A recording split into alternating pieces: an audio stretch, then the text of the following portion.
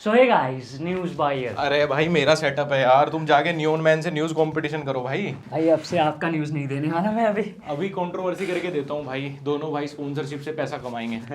तो गाइज हम news boy की तरह बिल्कुल नहीं करेंगे, हम अपने अपोजिशन की एकदम मिनिमम क्लिप्स यूज करेंगे फॉर ऑब्वियस रीजंस। सो आज हम इस वीडियो में बात करने वाले हैं उस शो की जो WWE को पिछले 15 सालों से बेस्ट स्क्रिप्टेड फाइट्स में सेकंड नंबर पे रख रहा है, बिग बॉस। सो जो इस साल इस शो को देख रहा है उसको सब समझ आ जाएगा, और जो नहीं देख रहा उसको ये वीडियो एक फनी रेंट वीडियो लगेगी। मतलब दोनों का ही फायदा है। अब इस शो का 16वां सीजन भी आ गया है, क्यों और किस लिए ये तो कोई नहीं जानता, बट हाँ अब किन्हीं भी दो क्रिएटर्स के बीच में अगर बीफ होगा तो दोनों को व्यूज बिल्कुल नहीं आएंगे, क्योंकि अब वो वाली ऑडियंस अपना फेवरेट शो देखने में बिजी होगी। सो 13 सीजन मतलब सिद्धार्थ शुक्ला वाले सीजन के बाद शो की टीआरपी कुछ इस तरीके से गिर रही है जैसे कुछ लोगों के स्टैंडर्ड्स। और मुझे समझ नहीं आ रहा कि पिछले 2 सीजन से व्यूअर्स इस शो को इतना कम क्यों देख रहे हैं। मतलब इससे पिछले वाले की तो स्क्रिप्ट भी ठीक ठाक थी। सो इस बार यहाँ पे भिन्न भिन्न प्रकार के बिल्कुल नहीं, इन्हीं के किसी पुराने सीरियल शो में से उठाए हुए लोग, साथ में कुछ फ्लॉप एक्टर और सिंगर्स, जिनमें से इक्का दुक्का को छोड़ के विकिपीडिया तक जिन्हें नहीं जानती। तो इस बार का सबसे स्पेशल और खास कंटेस्टेंट अब्दू को इग्नोर करके एमसी स्टैन की बात करते हैं, जो आगने बैठ रहा है कि तू इंग्लिश संडस में,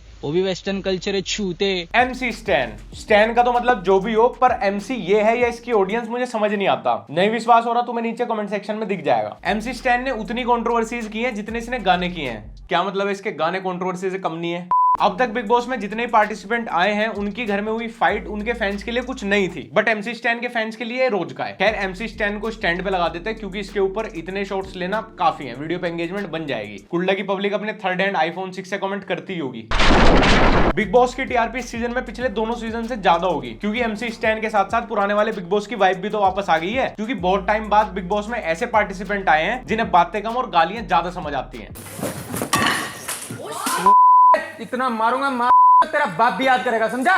एमसी स्टैन की पब्लिक को ये लग रहा होगा कि अपने भाई बिग बॉस में आ रहे ले, मतलब अपना भाई एकदम सेलिब्रिटी बन चुका। पर इनको कोई पिछले सीजन की हाईलाइट दिखा के बता दो कि बिग बॉस में हर साल एक कार्टून भी बुलाया जाता है। सलमान भाई टाइम आउट। ना जब गेम सलमान भाई टाइम आउट। डूड इमाम, यस सर, हद में रहना मेरे साथ। जब किसी ने सलमान भाई को रैप के बारे में बताया तो सलमान भाई ने सोच लिया कि मैं रैपर बनके इसे भी गानों और मूवीज की तरह खराब कर दूंगा। पर जैसे ही वो एमसी स्टैन से मिले उन्हें समझ आ गया कि जोनर में भी कोई स्कोप नहीं बचा। इस बार बिग बॉस ने सोच ही लिया था कि इज्जत तो वैसे भी नहीं रही, तो इससे बढ़िया टीआरपी कमा लो। तो सिर्फ इसीलिए एमसी स्टैन की एंट्री हुई है बिग बॉस में।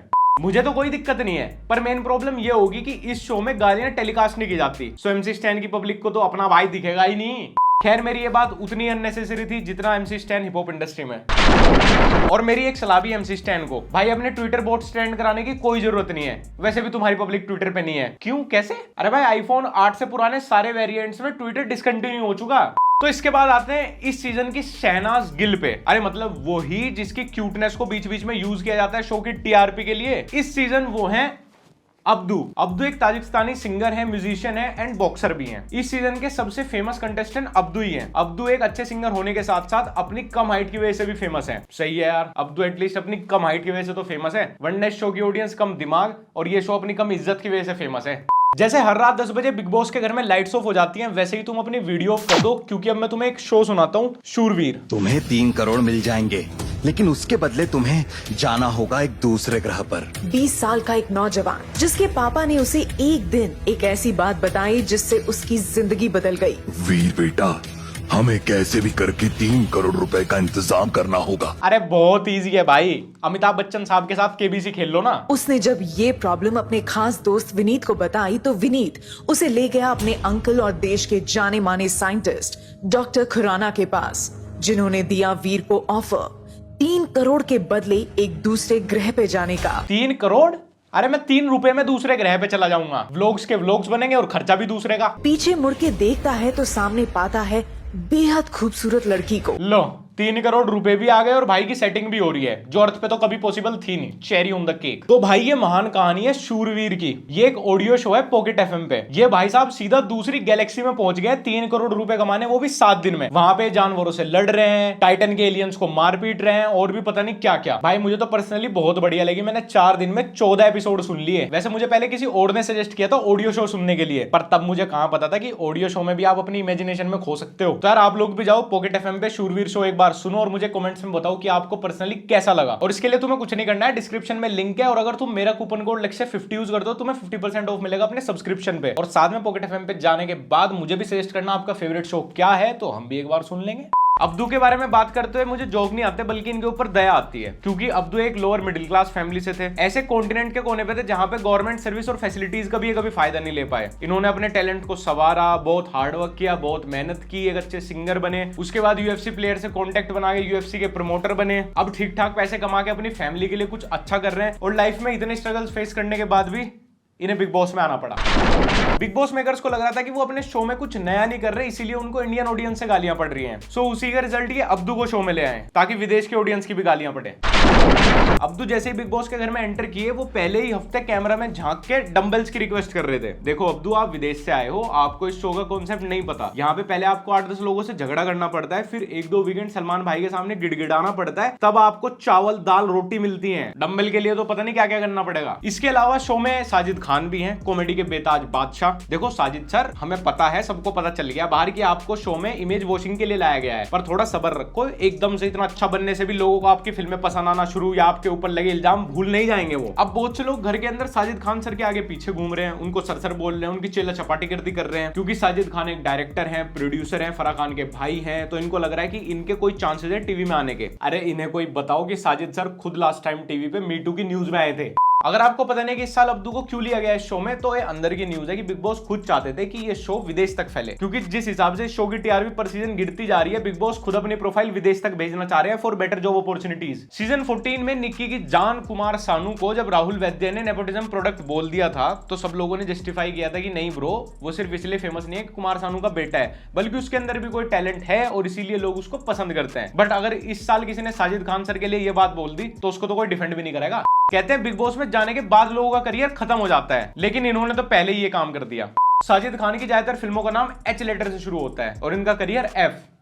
अरे फराह खान भाई, देखो कुछ कंट्रोवर्सी होती है जो यूट्यूब वाले कवर करते हैं, कुछ होती है जो मेन स्ट्रीम मीडिया वाले कवर करते हैं, पर इनके वाली कंट्रोवर्सी तो खुद इनके विकिपीडिया पेज ने कवर की है। साजिद खान को इस साल बिग बॉस में अब्दू का ट्रांसलेटर बनने की जॉब दी गई है और ये काम इनकी जिंदगी का दूसरा सबसे जरूरी काम बन गया है, क्योंकि पहला तो एक्टर्स और मॉडल्स को, बट साजिद खान टैलेंटेड तो है ही। अब देखने वाली बात ये होगी कि इस शो में एक्टर एक्ट्रेस में से किसको साजिद खान की मूवी के साथ अपना करियर खत्म करने का मौका मिलता है। वैसे क्या जरूरत थी साजिद खान को बिग बॉस में बुलाने की? एमसी स्टैन को ले तो रखा इस सीजन में लड़कियों से बदतमीजी करने के लिए। 98वां दिन। अबे यार, सुबह से बैठे बैठे खाते खाते थक गए, जा चाय बना ला। पत्ती नहीं है। अबे तू तो सुबह पी रहा था। अबे मैं किचन में काम करता हूँ, मैं तो पीऊंगा ही ना। तो जैसे उसे गार्डन की ड्यूटी दे रखी हो, गार्डन में काम करता हो, घास खा जाएगा सारी। अबे बाहर करियर का टेंशन चल रहा है, अभी अंदर दिमाग खराब मत कर, फ्लॉप रोस्टर। अबे फ्लॉप न्यूज एंकर, मेरे से जबान मत लड़ा। अबे बाप पे मत जा। बाप पे तो मैं गया ही नहीं भाई। अरे जाना फिर, तभी तो लड़ाई होगी। चल फिर गार्डन में लड़ रहे हैं चल के भाई, तभी करियर चलेगा यहाँ बिग बॉस में।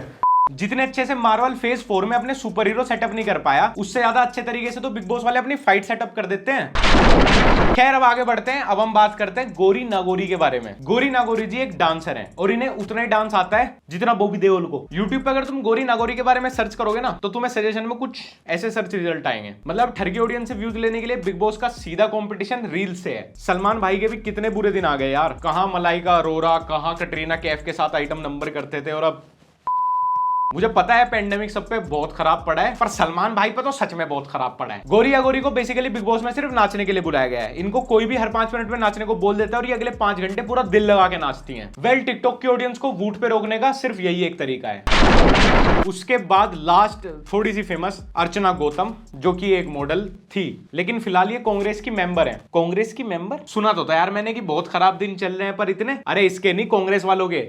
तो इन्होंने मॉडलिंग छोड़ के राजनीति ज्वाइन की, जहां पे मेंबर वाली पोजीशन से कभी आगे बढ़ नहीं पाई। मतलब इनका करियर ऑलरेडी डाउनफॉल पे चल रहा है, तो बिग बॉस में आने के बाद खैर छोड़ो, ये जो अब रेलेवेंट नहीं रहा, ठीक इनके करियर की तरह। तो जितनी तवज्जो इनके वोटर्स ने इनको दी है, उतनी हम देके आगे बढ़ते हैं। उसके बाद है निम्रत, जिन्होंने एलएलबी कर रखी है। मतलब इस घर के सारे कॉन्टेस्टेंट से सबसे ज्यादा पढ़ी लिखी यही है, और प्रोडक्शन और ऑडियंस से भी। सही बोल रहा हूं ना? नहीं तो कौन ही 2022 में डेड करियर वाले लोगों को आपस में घर के अंदर झगड़ते हुए देखेगा? कोई नहीं देखेगा ना, तभी तो शो नहीं चल रहा। और अगर तुम्हें नहीं पता तो मैं बता देता हूँ कि ऑलरेडी कलर्स के एक बहुत बड़े टीवी सीरियल में थी, छोटी सरदारनी। अब तुम्हें पता चली गया होगा कि कितना बड़ा टीवी सीरियल था, क्योंकि मैंने भी पहली और आखिरी बार इसका नाम सुना है तुम्हारी तरह। तो अब बात करते हैं बाकी बचे हुए लोगों की, जिनको शो में कोई भाव नहीं दे रहा। तो ये है अंकित गुप्ता। ये अपनी जिंदगी में 2 खराब पोजीशंस पे हैं, पहला फ्रेंड जोन और दूसरा बिग बॉस। उसके बाद आती हैं प्रियंका चौधरी। ये और अंकित गुप्ता फ्रेंड बोल के इस शो में प्यार में पड़ने वाले हैं। अरे सॉरी यार, 1 महीने पहले ही स्पॉइलर दे दिया भाई, गलती से स्क्रिप्ट लीक कर दी मैंने बिग बॉस की। उसके बाद थोड़ी और पलटन है जो कलर्स के पुराने टीवी शो में आती है और एक बार फिर से कलर्स वालों ने इनका हाथ थाम लिया इनका करियर बचाने के लिए। अब ये बिग बॉस में आपको कुछ दिन दिखेंगे, उसके बाद बिग बॉस खत्म होते एक दो म्यूजिक वीडियो में दिखेंगे और फिर आपको कभी नहीं दिखेंगे। मुझे लगता है कि इंडिया का हर सेलिब्रिटी बिग बॉस में आए चाहे ना आए, पर अर्जुन कपूर और जानवी कपूर तो कभी नहीं आएंगे क्योंकि इस शो में नेपोटिज्म चल जाता है पर खराब एक्टिंग बिल्कुल नहीं। और लोग कहते हैं कि भाई जब तुम्हें ये शो इतना ही नापसंद है तो तुम इस शो के आते इस पे वीडियो क्यों बनाते हो? अरे इतना नापसंद है तभी तो आते ही वीडियो बनाते हैं, क्योंकि मैं खुद नहीं चाहता कि इस शो के ज्यादा एपिसोड आए और फिर मुझे इस पे रिसर्च करनी पड़े। I love my mental health यार, मुझे जिंदगी में और भी काम है, बहुत रिस्पॉन्सिबिलिटी है मेरे ऊपर मेरे घर की, तो इसीलिए तुम मेरे व्लॉग चैनल को सब्सक्राइब कर लो और मुझे वहां से भी पैसा कमवाओ। और अगर अभी तक तुमने मेरे को इंस्टाग्राम पे फॉलो नहीं किया तो कर लो ब्रोज। यार क्या कर रहे हो भाई, क्या कर रहे हो? और हाँ भाई, किसी को कुछ उल्टा सीधा नहीं बोलना, किसी को गाली वाली कुछ नहीं बकनी, सब कुछ एंटरटेनमेंट के लिए, वो शो भी एंटरटेनमेंट के लिए, वीडियो भी एंटरटेनमेंट के लिए, बस यही मजे करो। यही कमेंट सेक्शन में तुम्हें जो भी करना है गाली गलोच ये वगैरह यही कर सकते हो, उसके अलावा कहीं जाके किसी को बोलने की कोई जरूरत नहीं है।